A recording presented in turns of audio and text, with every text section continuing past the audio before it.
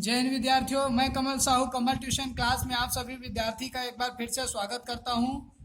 जैसा कि विद्यार्थी आप लोग जान रहे हैं कि हम जो अभी पढ़ रहे हैं वो है टेंस, और इस टेंस के सफ़र में प्रेजेंट हमारा टेंस जो है वो पूर्ण रूप से समाप्त हो चुका है। अर्थात हम प्रेजेंट इंडेफिनिट, कंटिन्यूस परफेक्ट और परफेक्ट कंटिन्यूस टेंस को पढ़ चुके हैं। तो अभी तक हम जो भी पढ़े हैं उसको एक बार फिर से मैं आप लोगों को समझाता हूँ शॉर्टकट में। थोड़ा सा देखिए, जैसे हमने पढ़ा इंडेफिनिट टेंस, फिर उसके बाद कंटिन्यूस, फिर परफेक्ट और उसके बाद परफेक्ट कंटिन्यूस टेंस पढ़े। तो क्या हुआ था इन टेंस में, सबसे पहले वाले टेंस में हमारा आया हुआ था ता है, दूसरे वाले टेंस में हमारे पास आया हुआ था रहा है, तीसरे वाले में चुका है, और चौथे वाले में रहा है प्लस समय। अगर बात इन पे आने वाले सभी हेल्पिंग वर्ब की करें तो हमारा पहला वाला टेंस में डू और डज आया था, जहां हम याद करके रखेंगे कि डू किनके साथ प्रयोग में लेके आना है और डज किसके साथ। वैसे ही कंटिन्यूस टेंस में हमें इज, एम और आर, ये तीन हेल्पिंग वर्ब का हमें प्रयोग करना पड़ा, और इसे भी हम याद रखेंगे कि किनके किनके साथ में इज, एम, आर लगते हैं। फिर चौथे वाले टेंस में हमको हेल्पिंग वर्ब के रूप में हैव और हैज दिखाई दिया, तो यहाँ भी हम लोग इनको याद रखेंगे। फिर चौथे वाले टेंस में क्या हुआ, इसी हैव के साथ में बिन लगा हुआ था और हैज के बाद भी साथ में बिन लगा हुआ था। तो इस तरीके से आप लोगों को ये सभी टेंस में क्या हेल्पिंग वर्ब लगता है, यह सभी मेरे द्वारा आप लोगों को बताया गया। फिर उसके बाद हम देखते हैं इनके वर्ब में। तो वर्ब में क्या हुआ, पहले वर्ब का फर्स्ट फॉर्म लगा, दूसरे में वर्ब का फोर्थ फॉर्म लगा जिसे हम आईएनजी फॉर्म कहते हैं, और तीसरे में वर्ब का थर्ड फॉर्म लगा, जैसे गो, वेंट, गॉन, तो गॉन होता है यहाँ थर्ड फॉर्म। परफेक्ट टेंस रहा है प्लस समय वाला में वी फोर पुनः फिर वापस आ गया। तो इस तरीके से चारों टेंस को हम याद कर सकते हैं। शुरू ता है वाला में do, does, is, am, are जो है रहा वाले में, चुका वाला में हैव, हैज, और रहा है और समय हमें दिखाई देगा तो हैव बीन साथ में रखेंगे या हैज बीन को साथ में रखेंगे। इस तरीके से सभी टेंस में वर्ब का कौन सा फॉर्म आएगा, तो यहाँ फर्स्ट फॉर्म, फिर फोर्थ फॉर्म आईएनजी फॉर्म है, ये थर्ड फॉर्म, और perfect continuous tense ING form मतलब V4। तो इस तरीके से आईएनजी याद कर लिए। अब मैं सभी टेंस को आप लोगों को जब समझाया तो क्या कहते गया कि सबसे पहले सिंपल, फिर निगेटिव, फिर इंट्रोगेटिव, फिर इंट्रोनिगेटिव, इस तरीके से चरचर भाग में उनको पढ़े हैं।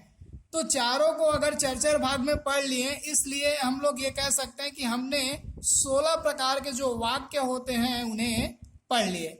अभी हमें पूरे पास्ट को और पूरे फ्यूचर को पढ़ना बाकी है, जो अब हमें आसान नजर आएगा, जिसे हम एक एक दिन में प्रत्येक वीडियो के माध्यम से समझते जाएंगे। अब मैं आप लोगों को जो पिछले वीडियो में होमवर्क दिए हुए थे उसका आंसर दिखा देता हूं। आप लोग इसका स्क्रीनशॉट ले लीजिए और इसका मिलान करके आप लोग मेरे को मेरा व्हाट्सएप नंबर में भेज सकते हैं। ठीक है, इस तरीके से आप लोगों को दिखाई दे रहा होगा। पहले के ये जो चार है वो प्रेजेंट इंडेफिनिट, फिर चार कंटिन्यूस, फिर चार परफेक्ट, और फिर से चार परफेक्ट कंटिन्यूस टेंस से हम लोग लिए थे। अब इन चारों को सिंपल, निगेटिव, इंट्रोगेटिव, इंट्रोनिगेटिव, चरचर प्रकार के बनाना था, इसलिए हमारा टोटल प्रश्न था 16। तो इनको किस तरीके से बनाएंगे ये सब हम लोग देख पाते हैं ऐसे, जैसे सब्जेक्ट, वर्ब और ऑब्जेक्ट, ये तीनों चीज तो अपने अपने स्थान पे रहता है, चेंज होता है तो सिर्फ हेल्पिंग वर्ब। जिस टेंस का जैसा हेल्पिंग वर्ब तुमको दिखाई देता है, आप सभी जैसे ही हेल्पिंग वर्ब जो भी देख पाते हैं उसी के हिसाब से आपको वर्ब का फॉर्म रखना होगा। अब इनको सिंपल, निगेटिव, इंट्रोगेटिव करने के लिए, निगेटिव करने के लिए नॉट लिख दिए हेल्पिंग वर्ब के बाद में, इंट्रोगेटिव बनाने के लिए हेल्पिंग वर्ब को पहले रख दिए जैसे कि देख पा रहे हैं, और इंट्रोनिगेटिव बनाने के लिए वापस सब्जेक्ट के बाद नॉट लगाते हैं। यही कार्य हमको सभी टेंस में इस तरीके से करते हुए जाना है। तो उम्मीद करता हूं आप लोग जो है प्रेजेंट इंडेफिनिट, कंटिन्यूस, परफेक्ट और परफेक्ट कंटिन्यूस टेंस क्या होता है, इस तरीके से पूरे प्रेजेंट टेंस को समझ पाए हैं। तो आज हमें पढ़ना है पास्ट इंडेफिनिट टेंस।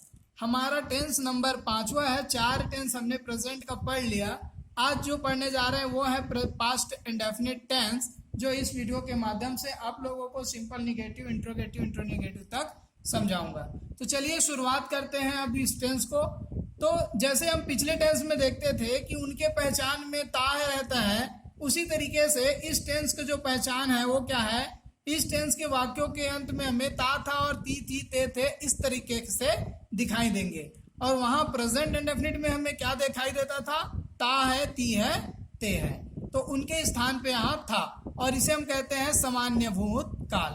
तो नियम इसका बता दूं, इस तरीके का अगर दिखाई देगा तो कैसे उसको अंग्रेजी में बदलेंगे। तो नियम है, इस टेंस के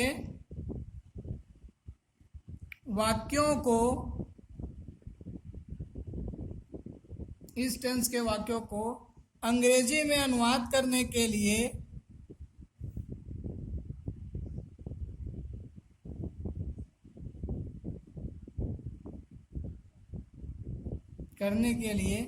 V2 लिखते हैं। बस इतना सा छोटा सा।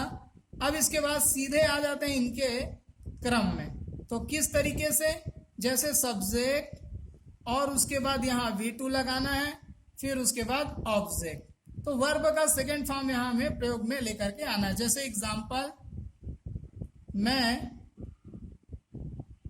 स्कूल जाता था, तो यहाँ सब्जेक्ट है आई, सेकेंड फॉर्म जाना का होता है वेंट, तो आई वेंट हो गया। ऑब्जेक्ट है स्कूल, SCHOOL स्कूल। दूसरा एग्जाम्पल, वह पुस्तक पढ़ता था, तो इनका हो जाएगा ही, सेकेंड फॉर्म रीड का, तीनों फॉर्म रीड होता है, इसलिए ही रीड बुक। और इस तरीके से हमें यह भी पता चलता है, अगर ही के साथ रहता रीड तो यहाँ हम SES लगाते हैं, अगर प्रेजेंट इंडेफिनिट टेंस रहता तो। यहाँ S नहीं लगे रहेगा तो उसका सीधा सीधा कहना हो जाता है कि ये जो आंसर है वो पास्ट इंडेफिनिट टेंस का है।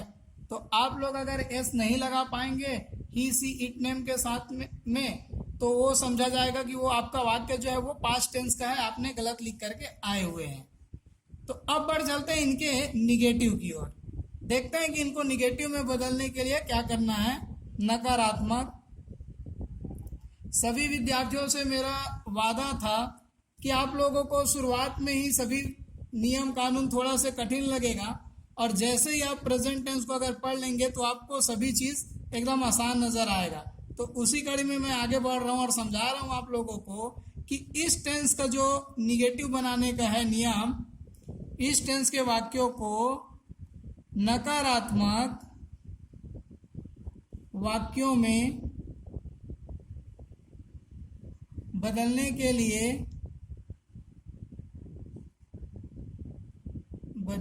लिए कुछ नहीं करना, एक ही चीज है, बस डिड नॉट। तो डिड नॉट का प्रयोग करते हैं। तथा यहाँ आपके लिए खुशखबरी है, सेकेंड फॉर्म जैसे आप लोग याद भी नहीं रखे हैं तो कोई दिक्कत नहीं, तथा V1 लिखते हैं। तो चलिए V1 लिखेंगे और ये काम हमारा आसान हो जाएगा। तो अब डिड नॉट चूंकि अकेला है, कोई और रहता तीसरा चौथा तो हम ये पता भी लगाते कि डिड नॉट किसके साथ लगाना है, किसके साथ नहीं लगाना है। और यहाँ डिड नॉट स्वयं में अकेला हुआ है, इसलिए हम लोग चाहे कुछ भी सब्जेक्ट हो, सभी के साथ में हमें आंख बंद करके डिड नॉट का प्रयोग करना है, चाहे मैं, तुम, वह, हम, कुछ भी हो। ठीक है, तो सीधा अब इसका लिख लेते हैं क्रम को। सब्जेक्ट प्लस डिड नॉट, चाहे कुछ भी रहे सब्जेक्ट, उसके बाद V1 लिखना है और ऑब्जेक्ट। ठीक है, तो क्या हो जाएगा, जैसे शुरू प्रश्न है, मैं स्कूल नहीं जाता था, तो ये सब्जेक्ट आंख बंद करके डिड नॉट लगा दिए, कुछ भी नहीं सोचना है। वर्ब का फर्स्ट फॉर्म लिखना है तो गो हो जाएगा, वहां सिंपल बनाते समय सेकेंड फॉर्म था, निगेटिव में फर्स्ट फॉर्म। ऑब्जेक्ट है स्कूल। तो इस तरीके से आप लोगों को वही प्रश्न जो बार बार बनवाया जाएगा उसको बनाने में आपको समझ में भी आता है। यही कारण रहता है मेरा कि क्वेश्चनों को दोबारा दोबारा दोहराया जाए। वह पुस्तक नहीं पढ़ता है, सॉरी नहीं पढ़ता था वाला हम लोग पढ़ रहे हैं, पास्ट टेंस मतलब था। तो ही के साथ में यहाँ डिड नॉट ही लिखना है। आई हो तो भी डिड नॉट, ही हो तब भी से डिड नॉट। अकेला है तो सबके साथ आएगा। पढ़ना फर्स्ट फॉर्म भी रीडी होता है और बुक जो है वो ऑब्जेक्ट है। तो इस तरीके से दो क्वेश्चन आप लोगों को निगेटिव में कराने से समझ आ गया होगा। निगेटिव भी। बढ़ते हैं इंट्रोगेटिव की ओर। INTERROGATIVE इंट्रोगेटिव मतलब प्रश्नवाचक वाक्य। ठीक है, तो इनको किस प्रकार से हम लोग बदलते हैं इंट्रोगेटिव में? इस टेंस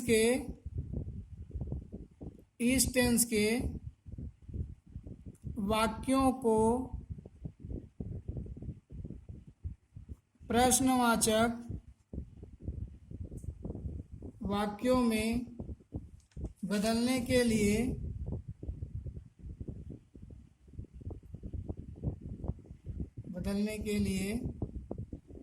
डिड एक ही है, हेल्पिंग वर्ब है डिड बस। तो डिड को शुरू में लिखकर अंत में प्रश्नवाचक चिन्ह लगाते हैं। तो है ना, टेंस पढ़ना एकदम आसान और अंग्रेजी भी। बस थोड़ा थोड़ा रूल है, उसको हमको समझना होता है। तो चलिए क्रम देखते हैं। क्रम क्या है? पूर्व की तरह यहाँ भी क्या हो गया, हेल्पिंग वर्ब ही हमारा प्रारंभ में रहेगा। उसके बाद लिखा जाता है सब्जेक्ट को, फिर लिखा जाता है वर्ब को। अब वर्ब का यहाँ भी फर्स्ट फॉर्म रहेगा तो उसे भी लिख देते हैं, प्रश्नवाचक चिन्ह लगाते हैं तथा V1 लिखते हैं। चलिए नियम में ये भी शामिल रहेगा भाई, तो लिख दिए। तो क्रम हो गया V1 प्लस का ऑब्जेक्ट और प्रश्नवाचक निशान। जैसे प्रश्न है, क्या वह फूल तोड़ता था? ठीक है, तो यहाँ डिड तो आंख बंद करके लिखना है, कुछ भी नहीं सोचना। सब्जेक्ट हो गया ही, तोड़ना को बोला जाता है ब्रेक, BREAK ब्रेक, या फिर प्लग का इस्तेमाल ज़्यादा होता है, PLUCK प्लग। और उसके बाद फूल को बोला जाता है फ्लावर, तो FLOWER फ्लावर। तो और यहाँ लास्ट में प्रश्नवाचक निशान। तो आपकी मर्जी, ब्रेक लगाएं या फ्लावर। उसके बाद लास्ट में ऑब्जेक्ट फ्लावर। तो इस तरीके से इनका प्रश्नवाचक बनता है। एक और एग्जांपल देखते हैं। क्या मैं अंग्रेजी पढ़ाता था? तो इसका हो जाएगा डिड आई, ये इसके बाद फर्स्ट फॉर्म टीच और इंग्लिश क्वेश्चन मार्क। बढ़ते हैं इंट्रोनिगेटिव। INTERRONEGATIVE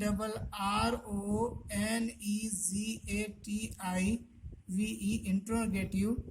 इंट्रोनिगेटिव बनाने के लिए नियम है, इस टेंस के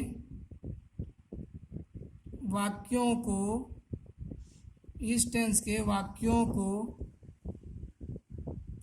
अंग्रेजी में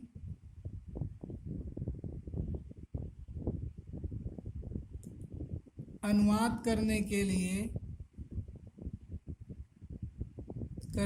लिए डिड को शुरू में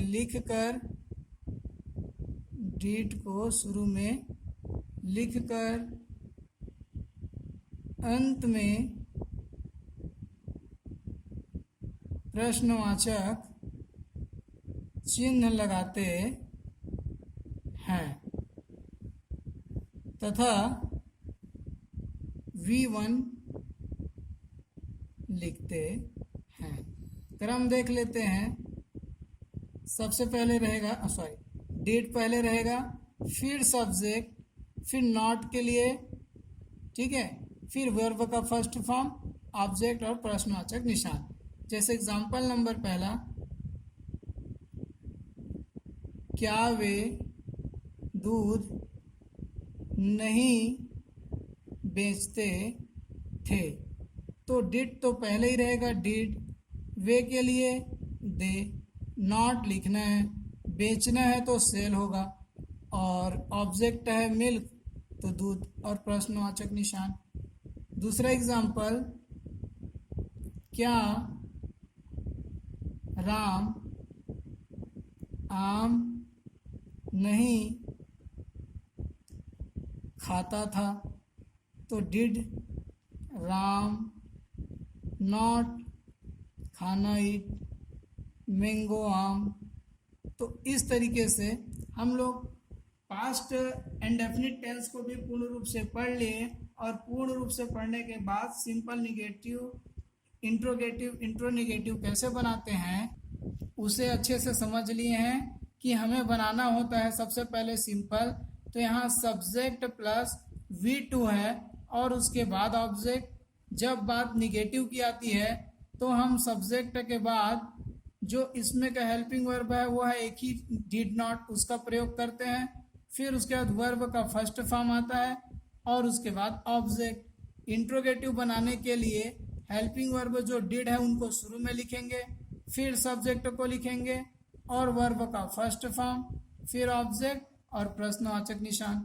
उसके बाद इंट्रोनेगेटिव बनाने के लिए डिड, फिर सब्जेक्ट और सब्जेक्ट के बाद नॉट लिखेंगे, फिर वर्ब का फर्स्ट फॉर्म, फिर ऑब्जेक्ट और प्रश्नवाचक।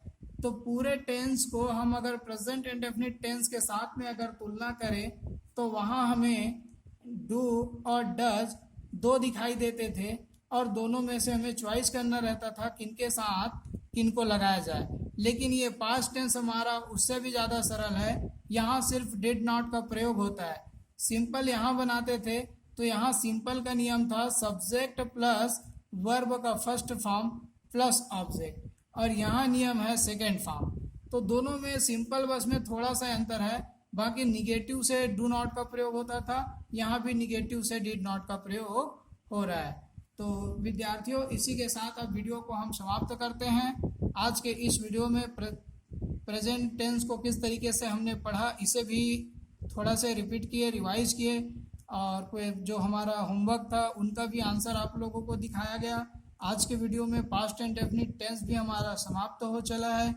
कल के डेट में नए वीडियो लेकर के आएंगे पास्ट कंटिन्यूस टेंस को पढ़ाने के लिए। तब तक के लिए जय हिंद, जय भारत। विद्यार्थियों, वीडियो के देखने के बाद वीडियो को लाइक ज़रूर करें।